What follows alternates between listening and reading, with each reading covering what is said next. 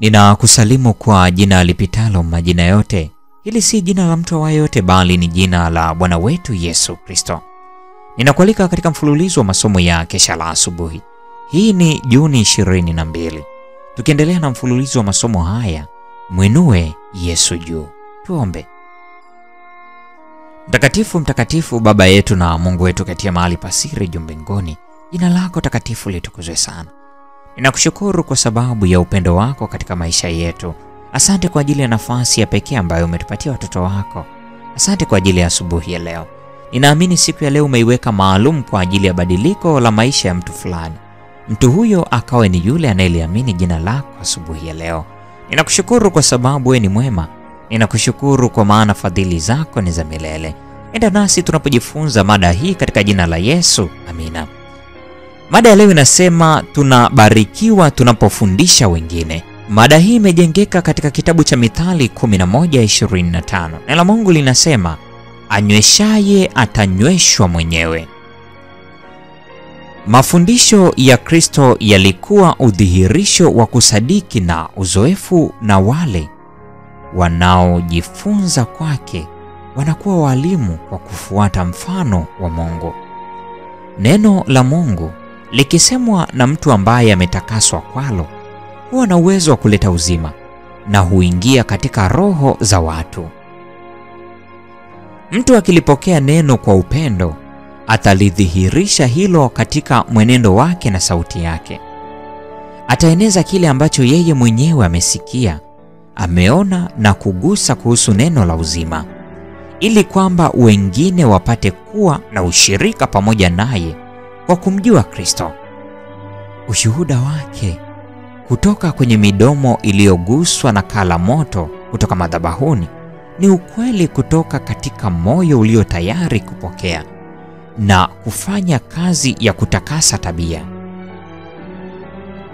Na yeye anayetafuta kusambaza nuru kwa wengine, yeye mwenyewe atabarikiwa, yatakuwako manyunyu ya baraka.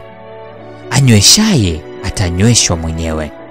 Mungu anaweza kutimiza kusudi lake la kuwaokoa wenye dhambi bila msaada wetu. Lakini ili tuweze kukuza tabia kama ya Kristo, tunapaswa kushiriki katika kazi yake.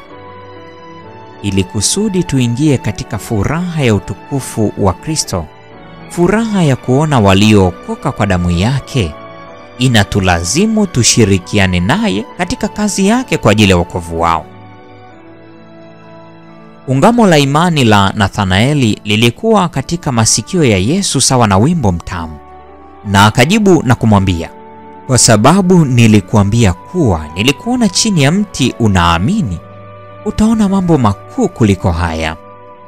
Mwokozi alitazamia kwa furaha yake ya kuhubiri habari njema za wokovu, akiwaganga waliovunjika na kuwatangazia wafungwa kufunguliwa kwao kutoka kwa Shetani, kwa kufikiri juu ya baraka za thamani alizowaletea wanadamu. Yesu akaongeza tena, amin, amin nakuambia, tangu sasa utaona mbingu zikifunguka, malaika wa Mungu wakipanda na kushuka juu ya Mwana wa Adamu.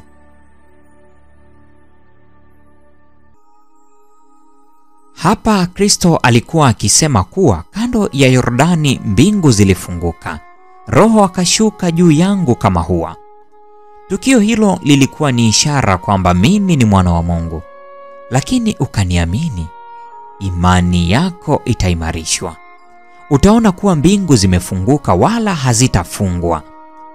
Nimezifungua kwa ajili yako. Malaika wa Mungu wanashuka wakichukua maombi ya wahitaji na wenye dhiki kwa Baba, na kushuka kuleta tumaini na shime na uzima kwa wanadamu. Malaika wa Mungu daima wanapita kutoka duniani kwenda mbinguni na kutoka mbinguni kwenda duniani. Kwa njia hiyo, Kristo ni njia ya mawasiliano kati ya wanadamu na Mungu, na Mungu na wanadamu. Tumaini la vizazi vyote. Sehemu ya kwanza, ukurasa wa 120 hadi 121. Mpendwa mfuatiliaji wa mfululizo wa masomo haya ya Kesha la Asubuhi, leo ni Juni 22, ambapo tumejifunza mada isemayo tunabarikiwa tunapofundisha wengine. Na kwa nukta hiyo ndio tunakuwa tumefikia tamati ya tafakari ya mada hii siku ya leo.